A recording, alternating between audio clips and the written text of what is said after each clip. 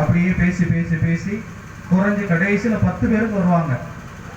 அந்த 10 பேராவது நல்லதாக இருந்தால் அந்த கிராமத்தின் பொருட்டு, அந்த நல்லவர்களின் பொருட்டு நான் அந்த கிராமத்தை அழிக்க மாட்டேன் என்று சொல்லி ஆண்டவர் சொல்லுகிறார். இன்றைய நற்செய்தி வாசகத்திலே பார்க்கின்றோம், கோதுமைகள் வளருகின்றன, களைகளும் வளருகின்றன, கோதுமைகளுடைய நலன் கண்டு களைகளும் வளரட்டும் என்று ஆண்டவர் நம்மை விட்டு வைக்கின்றார்.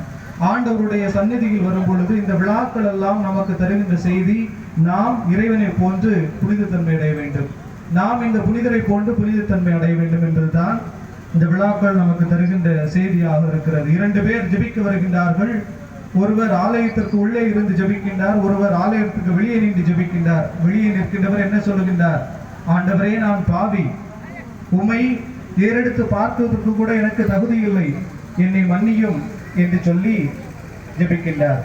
ஆனால் ஆலயத்தில் உள்ளிருக்கின்றவர், நான் வழக்கமாக ஜெபத்திற்கு வருகின்றேன், ஞாயிற்றுக்கிழமைகளில் பலியில் பங்கெடுக்கின்றேன் என்று சொல்லுகின்றார். ஆனால் ஆண்டவருடைய காதுகள் எங்கு கேட்டது? வெளியே நின்று ஆண்டவரே நான் பாவி என்று சொன்ன அந்த பாவியினுடைய ஜெபம் கேட்கப்படுகிறது.